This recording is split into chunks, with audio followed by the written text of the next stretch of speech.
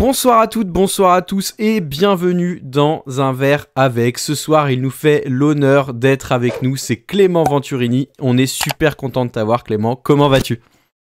Bonjour, merci pour l'invitation. Ça va bien, un peu de fatigue aujourd'hui après un gros week-end, mais maintenant content d'avoir repris la saison la semaine dernière et puis maintenant les échéances vont s'enchaîner. Ouais, on a vu que malheureusement t'avais bâché hier, les conditions climatiques étaient vraiment trop difficiles. Ouais, ma course s'est terminée dans un champ.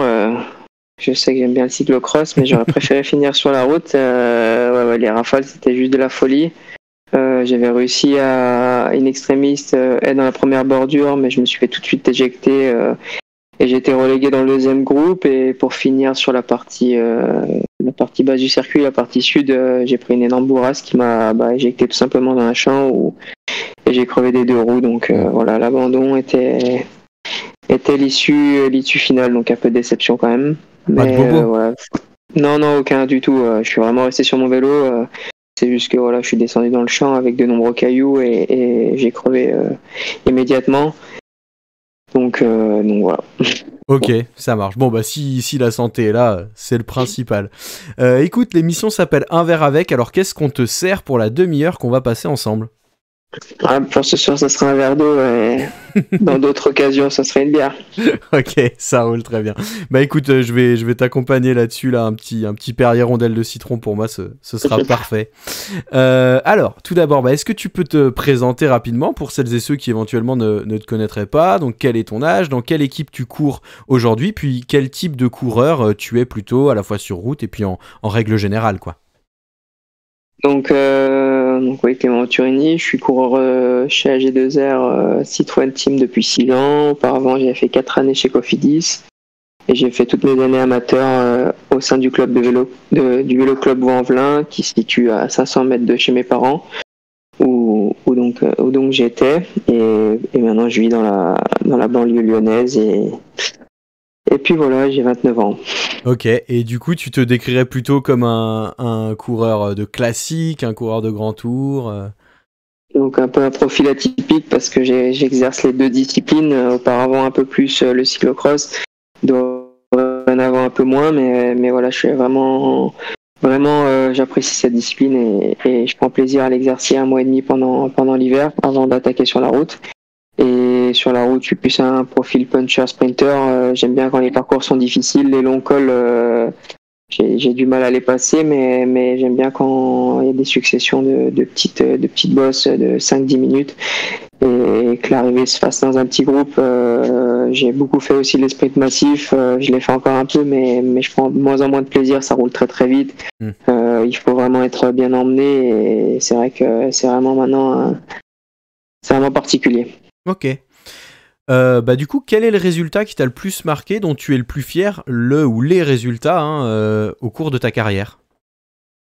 C'est vrai que j'ai été champion du monde junior et même si c'est dans les jeunes catégories, ça reste un titre mondial et d'énormes souvenirs. Après, j'ai réussi à gagner pas des grandes courses, mais quand même les 4 jours de Dunkerque et ça c'était un grand moment et je pensais que ça allait être un tournant dans ma carrière, mais derrière ça n'a pas été on va dire la suite espérée, mais j'ai quand même gagné le général d'une course par étape et puis une étape à la Route du Sud ou au Tour d'Autriche qui sont quand même des bons moments et puis mais aussi il y a des victoires collectives comme je cite assez souvent la victoire de Benoît à Québec. Ça reste une grande émotion parce que c'est une course de prestige et en plus dans la manière il a gagné. Et c'est vrai que j'avais contribué un peu à sa réussite avec une petite anticipation au dernier tour et qui a permis vraiment de lui préserver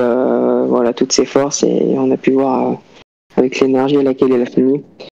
Et c'est vrai que le vélo est fait de plus de mauvais moments que de bons moments. Malheureusement, c'est vrai que les victoires sont peu nombreuses. C'est vrai, beaucoup de sacrifices pour peu de réussite, mais c'est le vélo. Ok. Du coup, ce fameux vélo, comment est-ce que tu y es venu et qu'est-ce qui t'a donné envie de devenir cycliste professionnel ? Donc un peu sur le tard, j'ai commencé en cadet. Pour moi, c'est tard. Pour certains, c'est tard. Pour moi, c'est pas trop mal parce que c'est vrai qu'on commence assez jeune on peut être aussi lassé. J'ai eu la chance que mes parents m'ont accompagné, mais jamais me forcé. Ils ont toujours été un peu en décalé du milieu, donc ça c'était plutôt une force pour moi et un avantage, je pense. Et donc tout simplement grâce aux voisins de mes parents qui me voyaient faire du BMX, m'amuser avec mon vélo après l'école et qui m'a incité à m'inscrire au vélo club de Vaux-en-Velin et voilà comment ça a commencé. Ok, est-ce que tu faisais un autre sport avant ? J'ai pratiqué des sports via l'école et puis on va dire en complément comme tout jeune on va dire classique. J'ai fait un peu de tennis, un peu de taekwondo, du foot, mais très succinct parce que j'aimais pas du tout l'ambiance qui y régnait. Et non, on va dire c'est le taekwondo que j'ai fait le plus longtemps, je crois 3 ans. Ok, et ça, tu vois des choses qui peuvent te servir aujourd'hui par rapport au vélo ou au contraire c'est vraiment des choses complètement différentes ? C'était un moment de défoulement aussi. Non, c'est ce que je rapporte surtout au vélo, c'est que en parallèle je pratiquais de la moto mais pas en club et puis là pour le coup voilà, c'est cette agilité,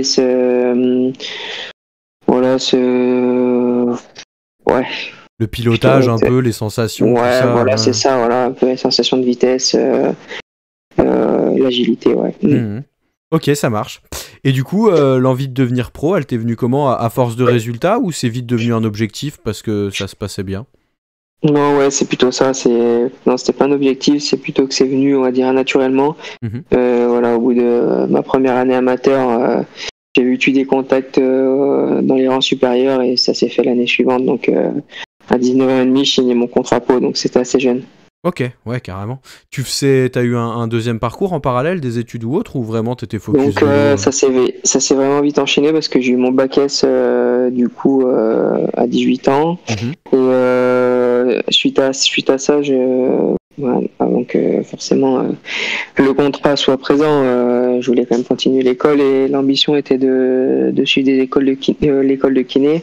Via mon statut de haut niveau, j'ai essayé de faire valoir cela, mais ça m'avait pas marché parce qu'on était dans une année olympique et ça m'a pas ouvert des portes aussi facilement que d'autres ou que certains parfois ça peut l'être. Donc j'avais fait STAPS et en fait STAPS ça me plaisait pas du tout et la filière n'existait plus. Donc en fait au bout de 6 mois j'ai tout arrêté et je suis passé pro en fait en fin d'année donc après j'ai juste pris des cours d'anglais par correspondance les 2 premières années pour garder un petit peu un cursus scolaire mais après je suis pas allé plus loin. Ok, ça marche. Alors du coup, tu nous as dit tout à l'heure qu'en temps normal, t'aurais pris une bière, mais que ce soir, c'était verre d'eau. Alors du coup, ça ressemble à quoi une semaine avec Clément Venturini en saison et en off-saison ? Parce que ça a l'air intéressant. Oui, c'est vrai que voilà, on est des êtres humains aussi, hein, on a besoin de vivre et voilà, j'apprécie aussi les moments très simples de la vie dès que je peux me les accorder. Je saisis ces moments-là. De nature, je suis plutôt très très sérieux tout au long de l'année, donc par moment j'ai besoin aussi de partager des moments très simples, même si j'ai aucune frustration d'exercer, on va dire ces contraintes-là ou ces sacrifices. Je sais qu'il y a un temps pour tout et la carrière est aussi assez courte, donc voilà, il y aura tout le temps, tout au long de la vie derrière, de profiter des moments que j'aurais pu faire l'impasse pendant ma carrière. Mais voilà, en temps normal, c'est plutôt de la rigueur, du sérieux, être appliqué et s'octroyer des petits moments aussi très simples. Comme je dis, je me contente d'un petit resto entre amis, en famille, et pour moi, c'est très ressourçant. Et puis en hors saison, voilà, c'est des moments plus open avec des soirées comme on va dire tout homme. Ok. Au niveau de l'entraînement, du coup, c'est plutôt individuel ou t'arrives quand même à t'entraîner relativement souvent en collectif ? Donc j'ai commencé ma carrière, j'avais la chance d'avoir Hubert Dupont, qui habitait à Lyon et qui m'a bien pris sous son aile et qui est maintenant un ami, une personne qui m'a beaucoup inspiré dans sa rigueur d'ailleurs et son professionnalisme. Ensuite, il y avait eu Jérôme Cousin avec lequel on a beaucoup roulé, et puis Jean-Christophe Perrault. Et puis en fait depuis ça s'est un peu tout dispersé. Ils sont partis à la retraite sportive et du coup je me suis retrouvé un peu seul au niveau professionnel. Après j'ai quand même un sparring partner de qualité, mais qui est pas professionnel dans le vélo. Il est notaire, mais qui roule très très bien et il m'accompagne pratiquement à toutes mes sorties dans un laps de temps qu'il lui a accordé. Mais voilà, il est très présent avec moi. Et depuis peu, il y a Nicolas Debeaumarchais qui est professionnel chez Aubert, qui s'est installé à Lyon et du coup, on partage de plus en plus de sorties ensemble. Mais sinon, c'est plutôt seul, oui. Ok, ça marche. On va passer du coup aux questions autour du cyclocross, discipline dans laquelle tu as énormément performé. Quelle place a cette discipline aujourd'hui dans ta carrière actuellement, puis quelle place elle a eu tout au long de ta carrière? Donc au niveau sentimental, je la place au premier rang. C'est vrai que c'est vraiment ma discipline de cœur. Après, c'est pas forcément contraint, c'est juste qu'en France, on peut pas vivre du cyclocross et d'exercer pleinement le cyclocross. C'est vraiment secondaire, la route passe en premier. Et puis c'était aussi un choix de ma part de vouloir performer sur la route. Contrairement au cyclocross, c'est plus difficile de marcher sur la route parce qu'il y a plein d'éléments qui rentrent en ligne de compte, contrairement au cyclocross où on va dire on est seul avec son vélo et que c'est notre forme physique, notre adresse sur le vélo qui fait qu'on a un résultat au bout ou pas. Sur la route, il y a des stratégies de course, il y a plein de choses qui rentrent en ligne de compte qui font que c'est pas aussi simple d'avoir de gros résultats. Mais voilà, j'arrive encore à pratiquer la discipline, on va dire 1 mois et demi par an et en parallèle de la route, c'est déjà très bien parce que je pourrais pas en faire plus avec le programme de route que j'ai. J'ai juste la question auparavant, j'ai besoin aussi de vivre et seulement 1 mois de vie sociale, c'est pas énorme déjà, donc voilà, j'en ai besoin. Ok, et du coup, ça se passe comment au niveau d'AG2R pour pouvoir concilier les deux disciplines? Tu vois directement avec les directeurs sportifs ou tu as quand même assez de liberté à ce niveau-là? Non, c'est vrai que c'est quand même en accord avec mes dirigeants, directeurs sportifs, managers. Cette année, ils m'avaient mis une vraie ossature professionnelle autour de moi. J'étais dans des conditions optimales. Hein. C'est un mécanicien, c'était un assistant qui me suivait sur toutes les courses. Donc là, j'étais vraiment, on va dire, au statut pro, quoi. Pas avec mes parents comme j'ai pu le faire des fois auparavant ou famille. Donc non, c'était très bien. J'ai pu faire un gros programme et voilà, j'ai déjà la tête. Les plans sont déjà assez clairs dans ma tête pour l'année prochaine. Si ça peut se goupiller comme ça, je pense qu'on peut faire encore mieux. Ok, tu peux nous en parler ou c'est trop tôt? En fait, c'est qu'il y a plusieurs éléments.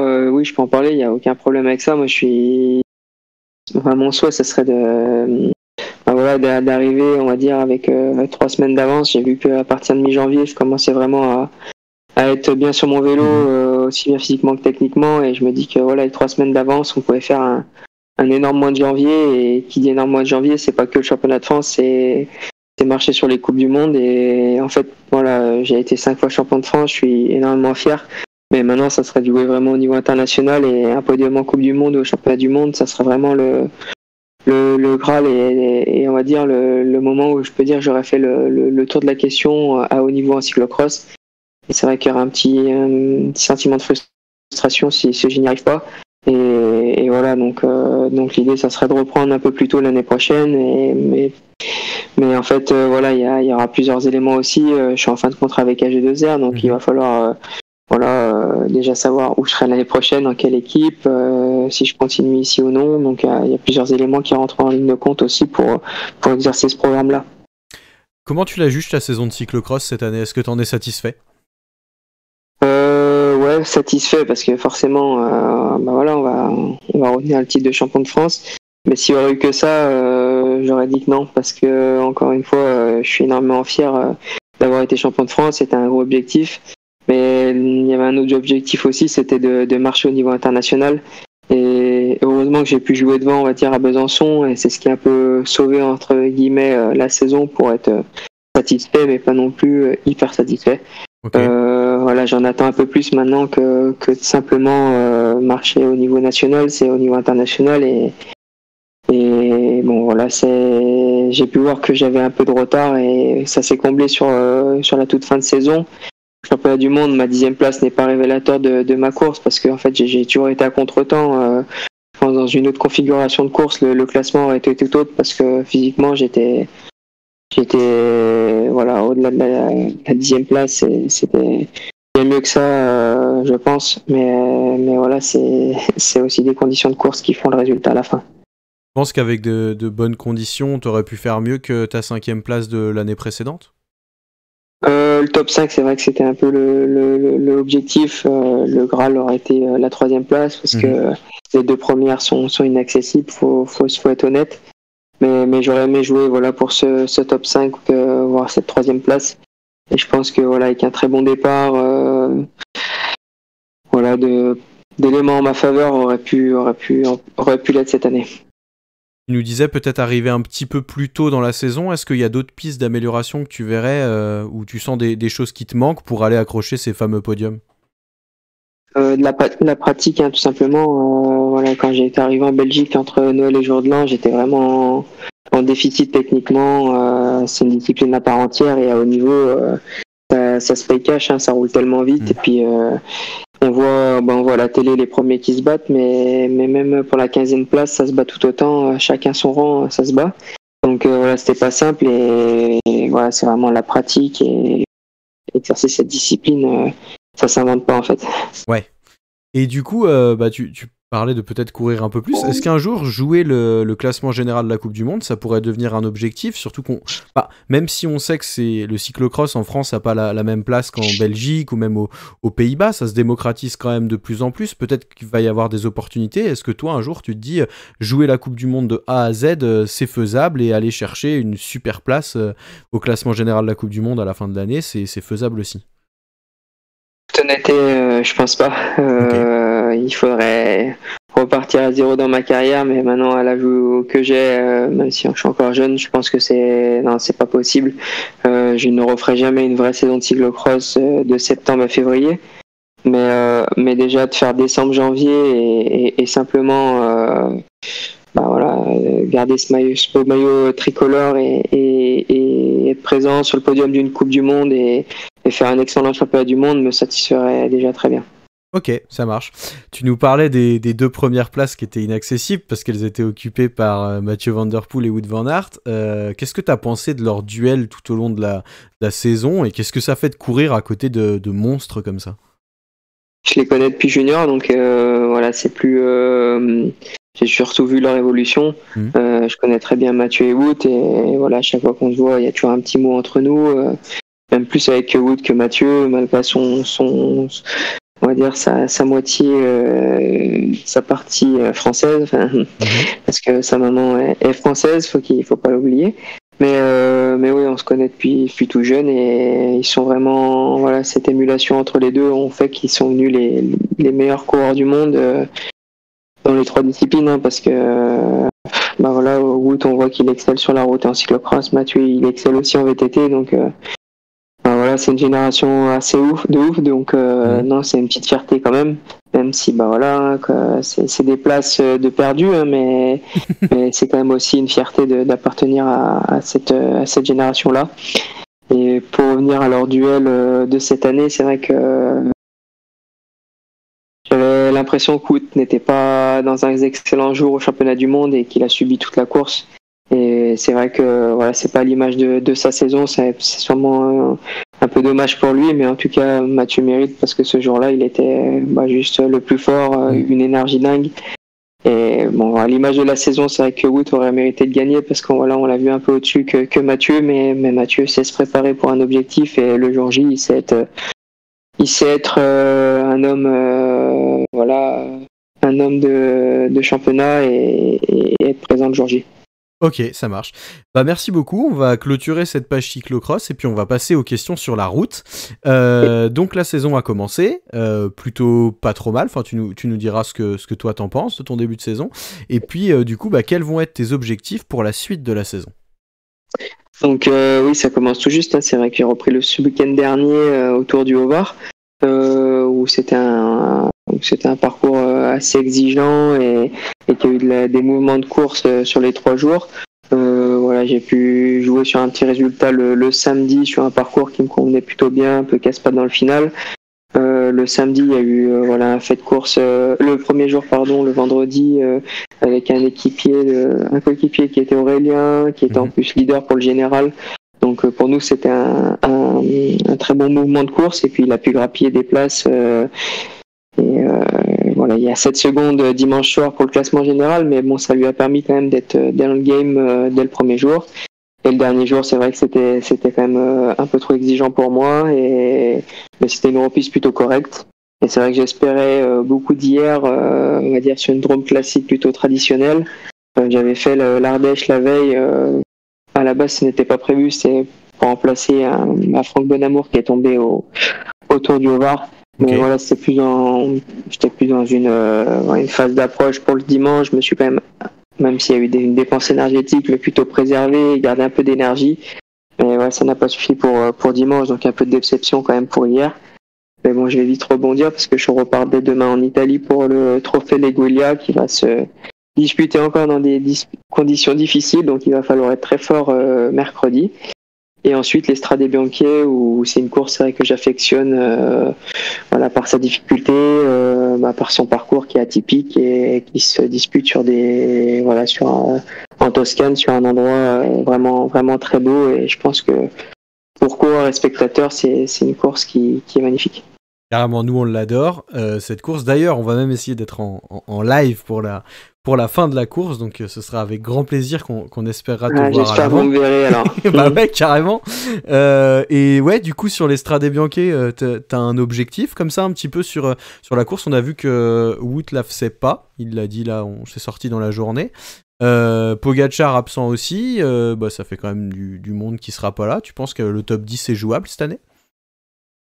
Ma meilleure place c'était il y a 2 ans et je me rappelle plus combien, je crois c'est 19, top 15. Ouais, non, oui, ouais, 15 peut-être. Attends, je vais te dire. Ouais, je me rappelle plus. L'année dernière, j'ai abandonné sur la chute à cause du vent où on voit Julien. Moi, je suis 15 places derrière et je m'étais fissuré une côte et j'avais dû abandonner. Et puis la première édition que je l'ai fait, c'était quand Romain avait terminé sur le podium dans des conditions abominables, énormément de boue. Donc ça va faire la 4e fois que je prends le départ d'Estrade, mais seulement fini une fois. C'est vraiment une course très très difficile. Il y a plus de 3000 mètres de dénivelé. On connaît les chemins. Il y a aussi une petite part de réussite qu'il faut être épargné par les crevaisons. Parce que les crevaisons font partie de la course là-bas, mais peuvent intervenir à des moments plus ou moins importants. Donc déjà passer au travers de ça, c'est une grande chance. Pour mon côté agile, m'aide pour ce côté technique dans les chemins, pour les uns sur les chemins, donc ça c'est plutôt en ma faveur. Et après il y a le physique qui parle parce que au-delà des chemins, c'est quand même aussi à la jambe à la fin avec la répétition des grosses difficultés. Et malgré tout, on retrouve quand même des punchers grimpeurs qui se disputent la victoire et il y a toujours un gros plateau, donc malgré l'absence de Mathieu ou de Wout et de Pogacar, il y aura toujours une grosse densité. C'est une course qui est très disputée parce que même aussi j'apprécie, il y en a énormément qui l'apprécient et qui veulent l'installer leur palmarès. Ouais, c'est donc voilà, je me mets pas de résultat en tête, faire la plus belle course possible, avoir le meilleur niveau physique pour le jour J parce que ça requiert une énorme forme pour aboutir à un gros résultat. Écoute, du coup, c'était une 17e place en 2021, donc un beau top 20, quoi, d'accord. Un beau top 20. D'accord, c'est ça. C'est ce qui me semblait. Je crois que j'arrive premier de mon groupe. Je me vois me battre avec Bokom Olema et Romain Bardet, qui était chez DSM. On doit arriver pour sa 17e place de mémoire. On arrive dans un 2e groupe, je crois. De toute façon, dans ces courses-là, si tu regardes le top 20, il n'y a que des monstres, quoi. T'as toujours 2-3 personnes où tu te dis « Ah, tiens, on les attendait pas forcément », mais sinon, c'est une course magnifique et comme tu le disais, tout le monde veut la gagner, quoi. Ouais, je dirais même au-delà du top 20, c'est vrai que quand on voit le plateau, des fois il y a une grosse liste d'abandon malheureusement, mais c'est sûr que c'est une course très très exigeante. On finit lessivé sur la place la cathédrale del Duomo à Sienne, mais ouais, c'est vraiment une source de satisfaction aussi quand on arrive là-haut. Alors du coup, le Tour de France, il a quelques étapes intéressantes cette année qui pourraient bien correspondre à ton profil. Est-ce qu'il est dans un coin de ta tête? Est-ce que ce sera un objectif de ta saison? En fait, tout simplement, ce n'est pas mon programme. Ah, ok, d'accord. Ouais, non, c'est pas prévu, même si la porte n'est pas fermée, comme ils m'ont dit au mois de janvier, mais je suis pas dans la pré-liste, on va dire, officielle. Ok. Après, si je fais une excellente saison et que voilà, j'ai de gros résultats qui parlent en ma faveur d'ici là, peut-être que la tendance peut s'inverser. Ça fait 2 ans de suite où je suis premier remplaçant, donc voilà, les plans de janvier peuvent être différents aussi en juillet, mais en tout cas, dans mon esprit, je pars dans l'esprit que c'est pas le Tour de France. Ok, ça marche. Du coup, tu le disais tout à l'heure, tu as un petit peu abordé la question. Ton contrat va se terminer à la fin de l'année. Alors, comment ça se passe au sein de cette formation AG2R? Est-ce que cette fin de contrat, elle est un peu dans un coin de ta tête, ou est-ce que du coup, tu arrives à faire fi de tout ça et vraiment t'es vélo cette saison? Forcément, on y pense, mais après, en fait, comme je disais au tout début, je suis assez sérieux et professionnel, donc en fait, que j'ai re-signé ou pas, je mets la même implication dans mon métier. Je suis pas du genre à me couler douce une année, d'attendre d'être en fin de contrat pour me botter le cul. C'est vrai que je suis assez régulier dans mes saisons, dans mes résultats, donc ça, mes dirigeants le savent que je suis comme ça. Donc oui, forcément, les discussions avec AG2R vont être amorcées. Après, voilà, peut-être que d'autres équipes s'intéresseront à moi. Ça, c'est pas dans mon, c'est pas que c'est pas dans mon domaine, mais c'est vrai que j'ai un agent qui s'occupe de ça et si je laisse, c'est pour pas avoir la tête à ça, mais me concentrer pleinement sur mon métier et faire du mieux possible ma saison, et on verra les opportunités et ce qui se présente prochainement. Ok, ça marche. Et toi, t'aurais des souhaits plutôt pour la saison prochaine, ou pour le moment c'est encore loin et voilà, c'est pas ton... J'ai pas d'idée précise. Je suis très bien chez AG2R.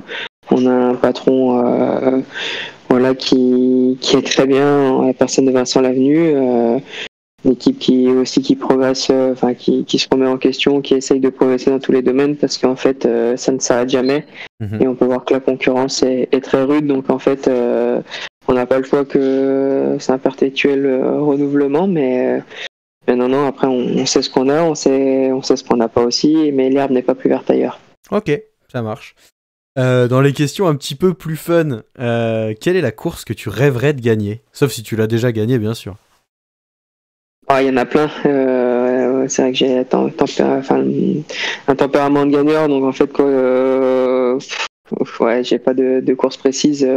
Ce sentiment de la victoire, c'est quelque chose d'indescriptible, donc il n'y a pas de... Même pas une qui te fait rêver un peu plus que les autres?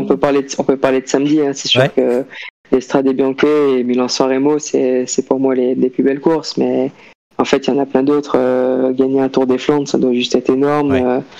Paris-Roubaix, après, voilà, il faut aussi remettre dans le contexte et être humble et objectif. Jamais de ma vie, je pense que je gagnerai le Tour des Flandres. Faut être clairvoyant, faut faire dans ses moyens aussi. Même si je suis professionnel, j'ai un bon niveau, il y en a qui ont un excellent niveau et je pense pas que je peux prétendre à gagner un Tour des Flandres, mais on va dire, on parle de rêve et d'idéal, c'est sûr que ça. Voilà, ce genre de course, c'est des monuments, hein. C'est un Tour de Lombardie, c'est vrai qu'il y a quelques courses dans l'année qui sont au-dessus des autres. Mais tu vois, pour le coup, Milan-San Remo, je pense que c'est une course où, alors le Tour des Flandres, en plus là actuellement, il y a quand même des mecs qui sont énormes dessus. Enfin voilà, on parlait de Wout et Mathieu Van Der Poel, c'est voilà. Mais le Tour de Lombardie, tu vois, par exemple, Anthony Turgis fait 2e l'an dernier, on l'attendait pas forcément. Pas le Tour de Lombardie, pardon, Milan-San Remo. C'est quand même une course un peu plus ouverte et sur laquelle, si on flaire bien le coup et tout et qu'on a la bonne jambe ce jour-là, c'est peut-être un peu plus simple entre guillemets, bien sûr, d'aller s'imposer que sur un Paris-Roubaix ou qu'un Tour des Flandres qui est hyper sélectif, quoi. Mais c'est une certitude, c'est la plus longue mais la plus facile à terminer, hein. Je l'ai déjà fait et en fait c'est juste pour ce côté prestigieux et encore une fois effectivement finir sur le podium de San Remo, pour la personne qui le termine, ça doit être énorme, et c'est vrai que c'est vraiment la victoire à Milan-San Remo, parce que ouais, j'ai dû jouer le top 20, je crois, mais ça reste anecdotique. C'est juste qu'en fait, cette course, elle est mythique. Voilà, le Poggio, la Cipressa. Mais effectivement, après un tour des Flandres, c'est peut-être 6-7 000 kilocalories de dépenser au niveau énergétique. Et puis à Milan-San Remo, c'est peut-être que 3 000. Hein, mais oui, voilà, c'est juste pour le côté prestigieux. Mais effectivement, un tour des Flandres, un Paris-Roubaix pour nous Français, ou bien il met une étape du Tour de France, ça reste, ouais, c'est quelque chose de grand, ouais. Ok. Quel est le coureur le plus impressionnant avec lequel tu as eu l'occasion de courir? Je pense qu'on les a cités. Ok. Pour ma part, voilà, c'est Mathieu et Wout. Et je pense plus penchant pour Wout parce que en fait, c'est juste énorme de savoir grimper, de rouler, de sprinter comme il le fait. C'est top classe mondiale, quoi. Mm-hmm. Ok, ça marche. Alors tu nous as parlé de kilocalories, là il y a une question, on va parler kilocalories, on s'appelle Radio Fringale, on a une question qui clôture nos interviews, même Bernard Thévenet nous a parlé de sa plus grosse fringale, alors imagine. Et quelle est toi, ta plus grosse fringale que tu as connue sur le vélo? Eh ben, là comme ça, c'est ce que je pense que c'était au Strade Bianche. Donc quand Romain a terminé deuxième, il faisait des conditions abominables et voilà, j'avais carrément oublié de m'alimenter, j'étais à fond dans la course et jusqu'à un moment donné où j'avançais plus, j'avais dû abandonner à cause de ça. Et j'ai pas une fringale, on va dire, où j'ai fini une course. C'est suite à un abandon après, quoi. Mm-hmm. Mais bon, ça fait bizarre qu'en fait on sent que le corps réagit plus et que si je parle de 100 watts, je sais pas si ça parlera à tout le monde, mais je veux dire, c'est juste de rien de mettre 100 watts sur les pédales. Et là, c'est juste, en fait, on a l'impression qu'on monte l'Everest. Donc ouais, c'est un peu dingue comment le corps, en fait, peut être vide d'énergie et de force et aussi bien en regorger. Mais oui, on peut traverser ces moments-là. Après, en fait, maintenant, pour le coup, le mec qui a une fringale, je pense que c'est juste une grosse erreur d'inattention parce que le vélo a vraiment évolué là-dessus et maintenant on est suivi par des nutritionnistes où on est assez bien conseillé et maintenant en fait je pense que ça ne peut plus trop exister dans le cyclisme actuel. Ça arriverait plutôt sur la petite sortie à laquelle on s'attend pas hors course, quoi. Exactement, ça peut plus m'arriver à l'entraînement qu'en course des fringales et ça m'est encore bien arrivé et c'est vrai que parfois même une pomme dans un champ on serait capable de la prendre pour se remettre un peu de sucre dans le sang. Ok, ça marche. Écoute Clément, merci beaucoup pour cette interview. Avant de terminer, qu'est-ce qu'on peut te souhaiter pour cette année et la saison de route qui arrive? Enfin, un peu déjà commencé, mais qui n'est qu'à son début. Ouais, qu'au début. Ouais, un peu de la réussite. J'ai eu deux années un peu compliquées qui ont été interrompues par des chutes à répétition ou des soucis de santé. Donc déjà être épargné par ça, parce que faire une saison pleine, c'est déjà plus simple que de revenir à chaque fois et gagner sur la route. Ok. Merci beaucoup. Mesdames, messieurs, on mettra les réseaux sociaux et notamment l'Instagram de Clément Venturini dans la description si vous voulez aller le suivre et notamment pour la saison qui arrive, faudra surtout pas hésiter. Également, vous pourrez, donc n'hésitez pas à vous abonner à la chaîne et à lâcher un like, surtout si vous nous découvrez. Ce samedi, donc, Strade Bianche. Faudra penser à s'alimenter, hein, bien évidemment, sinon la fringale guette, comme d'habitude. Et puis, merci beaucoup, Clément. Et puis, à une prochaine. Et tout le meilleur pour la saison à venir. Hein. Merci beaucoup et bonne continuation à vous. Mesdames, messieurs, bonne soirée, à la prochaine. Ciao!